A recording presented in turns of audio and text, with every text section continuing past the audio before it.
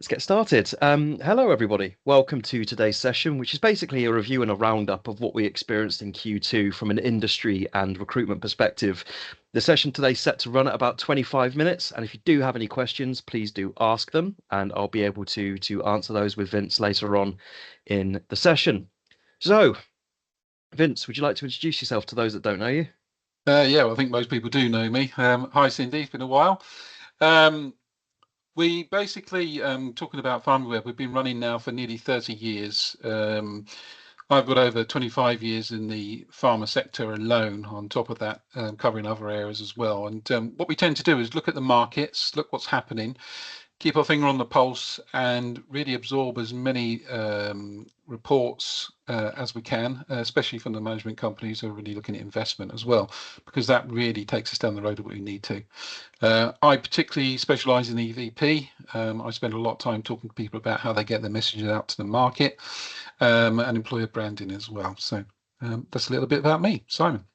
Yeah, my name's Simon Brough. I'm the head of BD here at PharmiWeb. It's nearly 6 years since Vince got me to join him. So we've been doing webinars now for the last, what, 3 or 4 years? Yeah. And I think these are always a good thing because it gives you a really succinct snapshot into what's going on. I work with a lot of different companies across clinical research, med tech, biotechnology, pharma, recruitment companies, kind of the whole bang. So I have a really good view from a lot of different angles on what's going on. Hopefully, I can get a lot of that information over to you today. So let's have a look at what we're going to discuss today in detail. So we're going to look first and foremost at the key takeaways from Q2, what we deem as the most important stuff that we want to talk about today.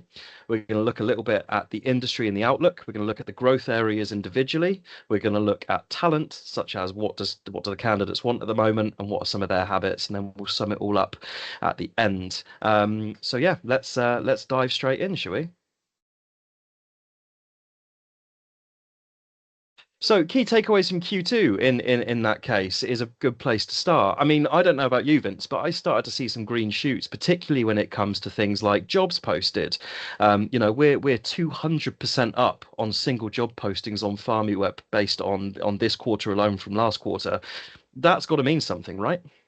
Yeah, so I think we're really going to start to see a pickup around September time, but I don't think it's going to be the massive influx of new business that we're expecting. I think what we're going Mm, to do is we're going to run through to probably Q1 next year. It will start to pick up.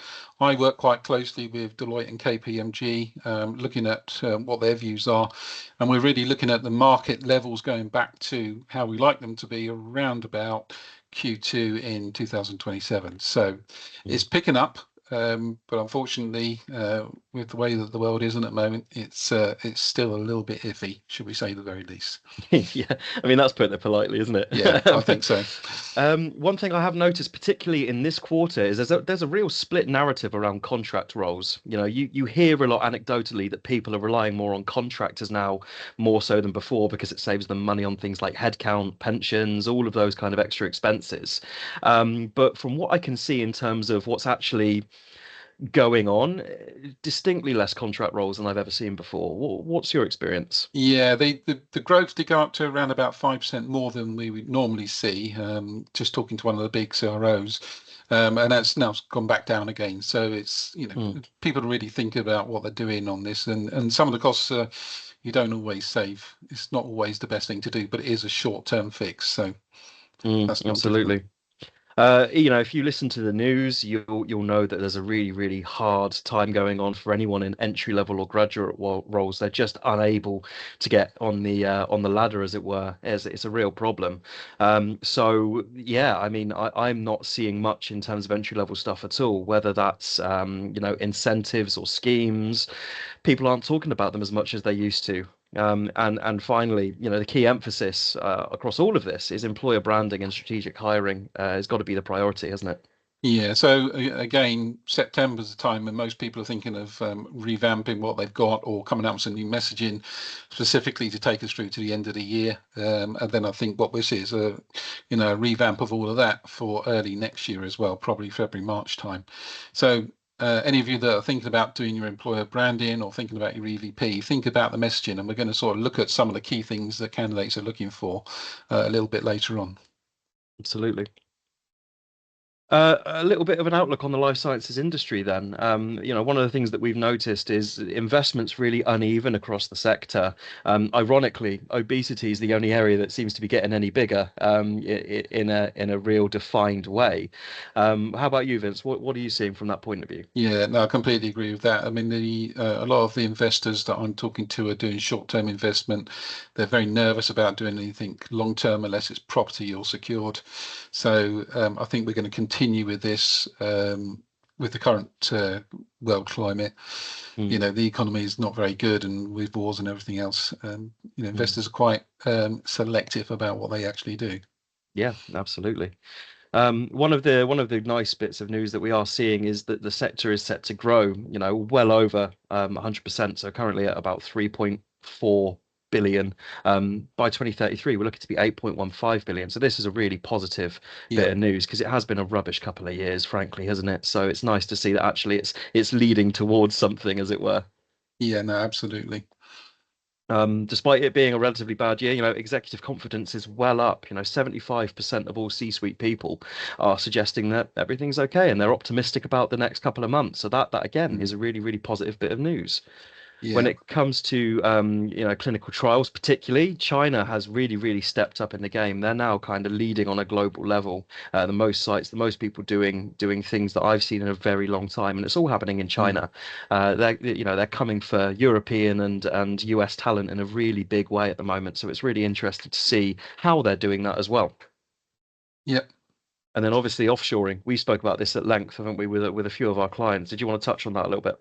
Yeah, so one of the things that we've been tracking is really the costs of offshoring and where that's actually going. And I think the big one was looking at India, that's really Mm, creeping up now. So it's not as good as it was. Eastern Europe's still pretty good, depending on where you are. But I think offshoring is it used to be good. It used to be the right thing to do. Most people have got a platform or a site. mm, Or certainly some sort of company in India, especially because it's very cheap there. But I mean, some of the latest figures we've had on just data management people, stats people, the costs are really creeping up. It's, mm. nearly 75% of what you'd normally get. So if you are thinking about offshoring, really have a think about where you're going to do that. And again, the costs are not as good as they were. Everyone thinks it is, but Mm. in reality, it's not so clever. Okay. No, absolutely. Okay, moving on to the next bit. Let's look at pharma specifically. We touched on obesity a minute ago. It is the fastest growing area across pharma, across biotech. It's set to hit 150 billion in global sales by 2035. This is obviously helped again by India. The uptake on GLP-1 drugs over there has been absolutely astronomical, with a rising population and with a bit of an obesity crisis in India at the moment. This is a really key time for anyone in the obesity game. And India is such a massive market.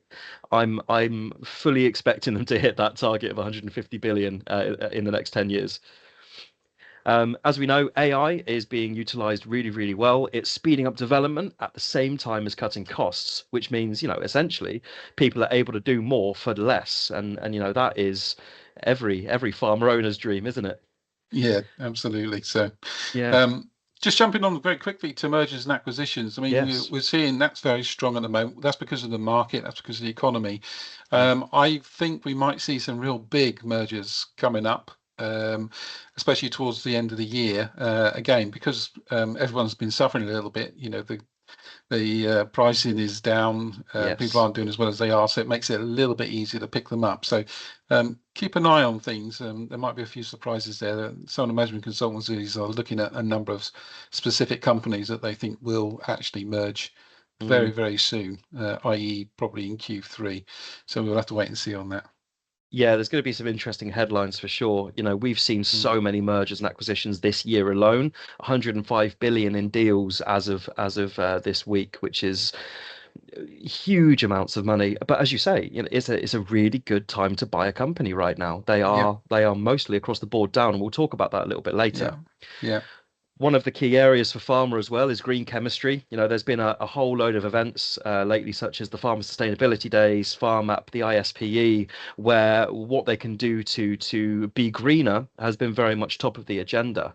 Mm. So it's a real growing area, particularly in manufacturing. What can they do to be more conscious of the environment and the planet that we live on? It's a relatively positive time, actually, to be honest, because it's normally one of the first things you'd expect people to cut when sales are down is the nice to haves, but they seem to be taking this really seriously. Yeah, and also a lot of the biotechs that I'm talking to are going over to purely CDMO manufacturing as well. So they're Mm. actually offsetting some of their products or diversifying the business to just really focus on manufacturing. So I think there's a bit of a change coming. We'll have to see how that falls out. Absolutely. Looking at medtech specifically, then, pretty much the same as last quarter, to be honest. The growth is mainly across digital health diagnostics and wearable tech.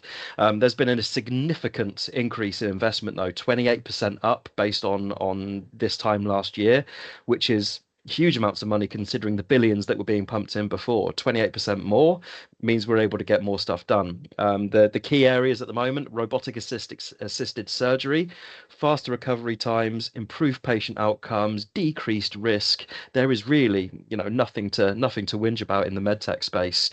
And human digital twins, significant process is being made there at the moment. Process progress, apologies. It's a really, really fascinating time to be in medtech. Okay, it's good. Looking at clinical research, decentralized trials being enabled by AI and tech, it means that the uptake from patients is so much higher than it used to be. And this is due to increased flexibility in the same way that people like going to work with a more flexible package. Patients like coming onto trials where it's more flexible, when the demand to come into a site isn't there every day, when you can send from your wearable tech, it makes people uptake a lot easier. Speaking to a lot of CROs at the moment, they're expecting really modest growth in 2025, but 2026, they're hoping it's going to be a lot busier than it is now. And then finally, one of the things I wanted to touch on is stock prices across CRO. Everyone pretty much is down on last year, the average being around the 20-25% mark. So it's a really tedious looking time for CR at the moment, isn't it, Vince? Yeah, some of them are a lot worse as well. So again, this is something like keeping an eye on every single day, really, just sort of Mm. seeing where people are, the ups and downs. I think all of them will bounce back. It's just what happens before that bounce back comes that is going to be interesting, but we'll see. Absolutely. It's a good time to buy a CRO. Global talent landscape, then. Let's have a little look at this. So, talking about the US particularly, one of the biggest bits of feedback coming out of there is that candidates are lacking the digital literacy they need for the roles that they have. Being one of the big centers of tech worldwide, you need really candidates that can speak the language, manage data, use AI. They just don't have the skills over there. So, they're trying to bring them in from a global level. In Europe, we've had the Choose Europe for Science scheme that launched back in June, which is really, really positive. Basically, they're pumping in more funding to research, to networks, to education, to make talent from around the world come and choose Europe to practice, which is great because, as we've touched on, it's got to compete with the US, it's got to compete with China. So this is kind of how they're looking at doing that. From the UK's perspective, one of the things that we've noticed, which is really, really sad actually, is our political situation has made us quite unattractive to top talent from a global level. A lot of people do still have the desire to work in the UK because we've got this reputation of being a decent place. But unfortunately, a lot of sensationalist news headlines are putting us in a really bad spotlight, and it is turning off particularly Asian talent from coming to the UK, which is a real shame because they've got excellent education out there, they've got excellent scientists, and we do need them. It does make life a lot more difficult, doesn't it? Yeah. Looking at Latin America, they've got Laboratoria there, which is a scheme basically which is bringing in women into the life sciences industry. They're a little bit behind in terms of that. Um, So yeah, it's a really interesting time because they're upskilling, they're reskilling women and bringing them into life sciences instead of relying on external talent from other countries, which I think is really, really cool. It's good to see. You wanted to touch on Latin America as well, didn't you, Vince? Yeah, well, we've been watching LATAM for quite some time now, and it's a little bit volatile now. So Mexico and Colombia were going to be the real two hotspots, but it's all cooling, and it's not as good as it was. So I think anyone who's thinking of moving over to LATAM now needs to really think about where they're going to land and expand and what they're going to be doing. Same thing for Africa. Africa's become a lot more volatile now as well because of the world, and South Africa's still okay, but it's still got all the usual issues that you'd normally have. Mm, America seems to be quite flat, and I think again this goes back to a lot of companies now thinking about soft skills as well as digital literacy. Um, yeah. People don't have the skills that we expect everyone to have, so there's a lot of upskilling going on internally with companies at the moment, thinking about what do people really need, what have we identified, and then sort of going from there really. So Yeah, that's it's a it. really interesting time. And then finally, candidate fraud. This is something we speak at length, particularly in the clinical research world. It's incredibly high at the moment. We thought it was bad last year. This year's worse. Yeah, it's creeping up. It's not very good. I mean, I think any company that doesn't have very rigid candidate background checks is going to find themselves in trouble very, very soon. We've got some Mm, data on this in a minute, but fraud is very high, and it's organised crime as well as individuals. The biggest one I've seen as a growth area in the last sort of 6 months has been double jobbing. mm, There's a lot of double jobbing going out there because people working from home, not being managed properly, not being having their work reviewed, and that's causing a problem. And I think it's at all levels as well, really mm. senior people right the way down to junior people. So be aware of double jobbing. It's a big issue. Sure is. So, looking at what candidates want, then, Vince has touched on that this should have been in number order, and now every time I see it, I really wish I'd done it. So, 80% of all people in work at the moment are looking to change job by the end of this year. I'm used to pretty high numbers. I'm used to a large percentage, but to me, that is absolutely crazy. Mm. I can't picture being on the job market myself at this particular economic time. So the fact that 80% of people are looking to do it, it blows my mind.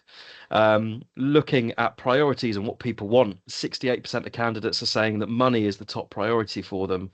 A lot of people, wages have kind of stagnated. They haven't had a pay rise in a few years, couple of years, and that's taken its toll. With the rising cost of living across the world, some people do just need a bigger paycheck, and that's the only thing that's driving them away. 65% of people want clearer progression. They want to know what they're going to be doing in 2 years' time, 3 years' time, what the end game is, what their job title could be, and they want that laid out in front of them. 67% of people are just after flexible work arrangements. They just want to be able to drop the kids off to school in the morning, pick them up at the end of the day, and it not be a problem. They just want flexibility in their work. They want to be able to work and have fun and have life all at the same time. 60% of candidates on the market really value a cultural and purpose alignment with the companies they apply to. So, if in your employer branding, you're not talking about your values, what it is you want to do, what the changes that you want to make, you're missing a trick because people really resonate with this. 70% of candidates are really seeking upskilling and reskilling. We're moving into a way more digital age than we've ever had. Not a lot of people are actually training these skills internally. People want to know more about data, about AI, and how they can harness it and use it and be good at it. The opportunities just aren't there across the board for a lot of people to train in this way. And finally, interestingly, 58% of job seekers actually evaluate branding and reputation when they're looking at applying, which is higher than I've seen the number before. So candidates are really switched on to the things that you're saying, the things that you're doing, and what people are saying about you. That's a really, really high figure. And then finally, we don't see so much about DE&I these days. It is really important to candidates still. They do really, really care about working somewhere where, DE&I as a thing is embraced, and transparency as well. They want transparency from the top of the chain. The leaders, they want to know what's going on. They want to be treated with a modicum of dignity that we're not used to seeing in a corporate world. Any reflections on that, Vince? Yeah, well, D&I's obviously been hit by certain comments in Mm. political uh, Yes. areas, shall we say. I'm not going to go too deeply into Yeah, that, but I don't. think the big one for everyone to be aware of is most people would move between 2.6 and 2.8 years when they're with an organization. Yeah. Most people have actually been there much longer than that now because of everything that's going on. So they're all looking, they're all thinking about that next move. Is it the right thing for me to do? So I think there's a lot of companies out there that are really on this, and what they're doing is they're offering those flexible work arrangements. They're doing the upskilling and reskilling to actually make people more interested. They can move in different parts of the organization. Clear progression planning is an absolute must. There's a number of companies I'm working with at the moment on putting these progression plans together, and what does that actually look like? What are the milestones that people need to hit Mm. so that they understand where they're going? And it might be not a lateral change, it might be a change that's slightly different. They move into a different area that they hadn't considered because they've got the skills to do that. So I think more personalized plans for people is what we're going to see, which is very difficult if you're running a large company. Yeah. But again, this is something that needs to feed down from management more than anything else. Okay, Yeah. let's move on. Certainly is. Candidate habits, a little bit about what people are doing and what the implications of that are to us as recruitment professionals. So 67% of all job seekers on the market at the moment are admitting to deliberately manipulating recruitment technology. By this, I mean they're doing things like keyword stuffing for the ATS. They're putting all the keywords from the job ad in their CV, coloring it white so you can't see it. They're trying to get around our ATS systems. They're trying to use AI. We've all heard and seen candidates using ChatGPT in the corner while they're on an interview to give them decent interview answers. It is a huge uptake of people doing this, and there's no end seemingly in sight. I do see some things about recruitment technology being able to track what people are doing, but I just don't know how we get around this issue. 17% of hiring managers have already had an encounter with candidates using deepfake technology as well. Which is alarmingly high. This is something that we thought was relatively in its infancy, but just the advances in technology are so dramatic and so profound that it's becoming more and more commonplace. And deepfake technology is scary at the best of times. It being used in the recruitment industry is a real problem. And obviously, we touched on um, candidate fraud early, didn't we? 1 in 4 profiles by 2028 looking to be fake. Yeah, that's the big one. So, 25% of every single candidate you get, or of candidates that you get, will be completely fake. And that's going to take up a huge amount of time and effort from talent acquisition teams, recruitment people, people protecting the company from Mm, what these people are doing as well. And it's it's a bit scary, that, but I don't think there's anything to do it. That's the world we're going to be living in. it is. It is. Yeah, there will be things that we can do further down the line to make life easier for everyone, but at the moment, it's scary biscuits. So a little look at our stats from a Q2 perspective. PharmiWeb itself processed just over 10,000 jobs, 10,800 jobs were posted in this Q2 alone. Just over 28,000 applications. 6.5 million job alerts have been set up by candidates. That's people coming in and going, oh, let me know when you've got a regulatory affairs job. We've sent 4.7 million emails. That's not me from a sales perspective. That's to candidates with jobs in those emails dedicated. We've processed 645,000 site visits as well, which is 200,000 higher than Q1. So that shows significant uptake in people looking for a job, as we've discussed, 80% over the next 6 months.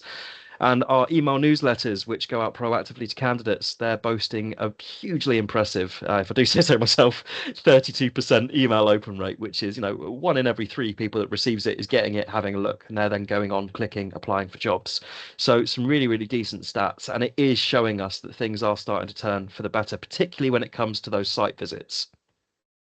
So let's sort of sum it up then. Now is a good time to say that if you have any questions, please do put them in the chat. We've got a few minutes left, so we can answer anything that you have specifically while I just read the summary quickly. So Green shoots, is this the start of things finally turning around after a really diabolical sort of 18 months, 2 years? Digital literacy, data literacy is key skills that people are demanding at the moment. That's what everybody wants. That's what everybody needs.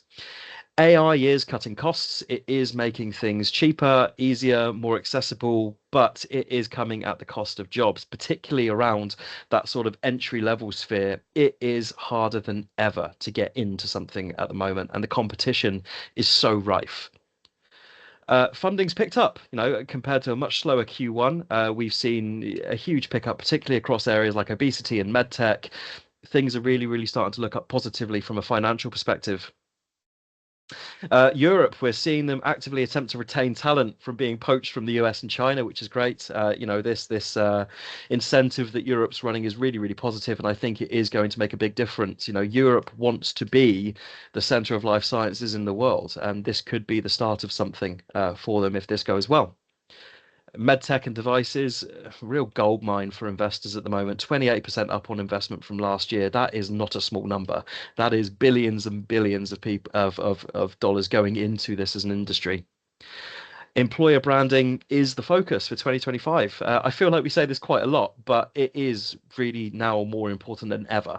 There are a lot of people doing a lot of things. Not all of it is good. So if you start making those little changes now and you really start selling yourself, you do stand to gain substantially from this. And then finally, the last thing I wanted to touch on, the scary stat of this. 80% of people will be looking for a new job this year. So retention, retention, retention. We've got to think about keeping these people because nobody wants to see 80% of their workforce jump ship at all. Vince, anything to touch on?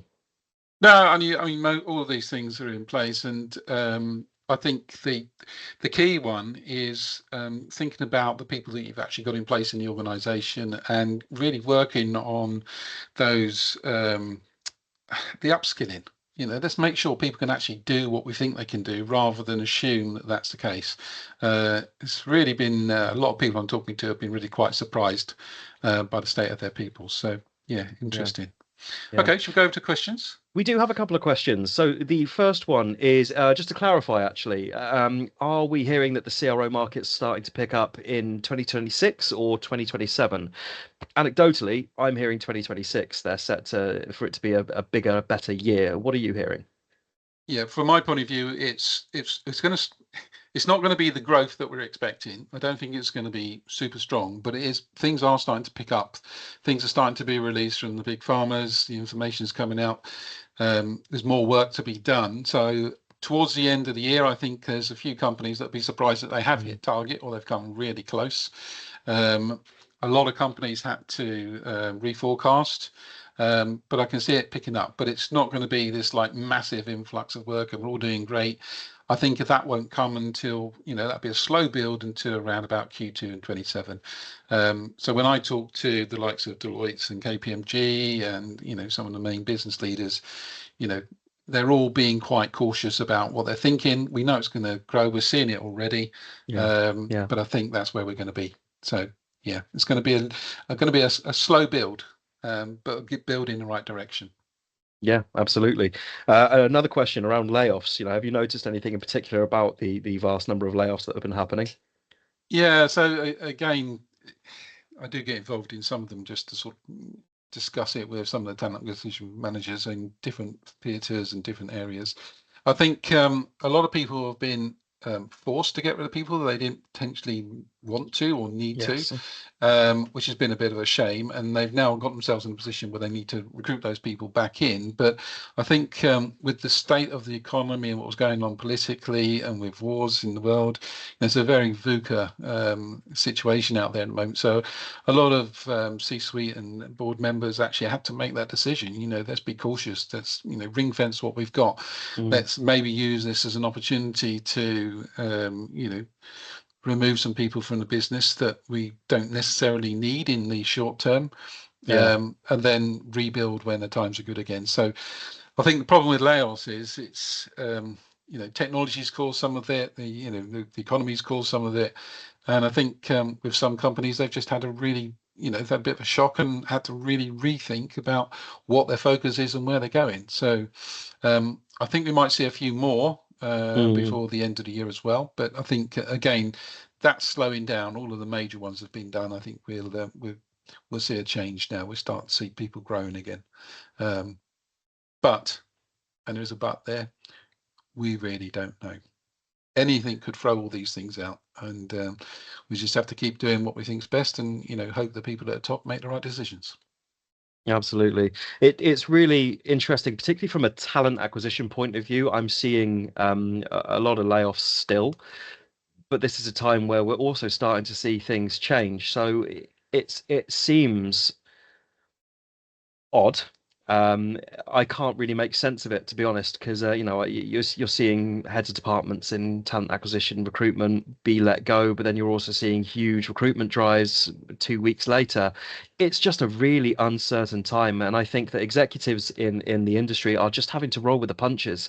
They're having to be so reactive because these are 2020 buzzword unprecedented times. We've not really seen anything like this for a long old time. So yeah, be prepared for the unthinkable, and you kind of just have to react as quickly as you can and be as agile as you can be. And sometimes that is meaning that people get left behind in rather unpleasant ways. Biotech layoffs has been something that we've seen for years and years and years on end now. It seems never ending. It's almost amazing that there's anyone still working in biotech, the number of layoffs I've been seeing. But just like everything, it's got to bounce back. It will bounce back. It's multi-billion-dollar industry. It's just when, it's just how. But we are starting to see more and more people hiring again, which is really positive. And obviously, these mergers and acquisitions will put a few more people out onto the street. But on the other side of the coin, they will then start hiring again. It's just a really strange thing, isn't it? Yeah, it's quite weird, but we are seeing growth. I've already got a number of meetings set up. A number of contracts are already coming in for next year. Yes. From our side, just for recruitment, which is great. And bear in mind where we were. I think my gut feel is we're going to see continued growth, but it won't be massive growth. It'll be steady. So we shall see. Sustainable would be good. We've had some real peaks and troughs over the last few years. If we can start ticking up sustainably, that would be awesome. Rather than a hiring boom that's going to then become a redundancy boom, it would be nice to see some proper, natural growth. Yeah, it's all about investment, so we'll see. It is. Okay. Any other questions from anybody? That's everything. That's all the questions. So it now falls on me to say thank you so much for. Actually, we've just had one more question come in. We will touch on that really quickly. Related to deepfakes and AI fraud being perpetrated. What have you seen companies do to get around this? Is there going to be some kind of forensics that companies will have to incorporate to combat this? What's the solution, Vince? What are you seeing? Well, there is a solution coming, we hope, which is being worked on and monitored by the Cero networking group. Yes. Can't say a lot more about that. But there will be some big organizations looking at this. I mean, if you guys deal with companies like HighRight, for example, they're sponsoring some of the technology. If you want some more information on that, I can point you in the right direction. But there is, when we're looking at this, it's got to be addressed. There's got to be some information out there for everybody, and everyone's got to take part, because once we go through a system that works, and I think the technology that's being looked at is blockchain, that allows us to start monitoring people at all levels. But unfortunately, if we're looking at 25% of all applications in the future within 4 years, all being fake, that's a huge amount of work, and you've got to find those people, and they're going to get cleverer and cleverer. So Mina, we'll definitely let you know as soon as there's anything more that we can give to you, and we can go from there. Okay, I hope that answers the questions, and thank you so much for submitting some questions as well. Love it when that happens. So thank you everybody for coming along to today's event. As I said at the very start, this was recorded. If you'd like a copy of the recording, let us know. sales@pharmiweb.com. I know there's a couple of people that had to jump and then come back, so I can get you up to date. And if there's anything else you need at all, please do let us know. We're more than happy to help with anything that we can. So thank you so much for coming. We'll see you on the next one. Thanks, everybody. Thanks, Stephen. Thanks, Mina.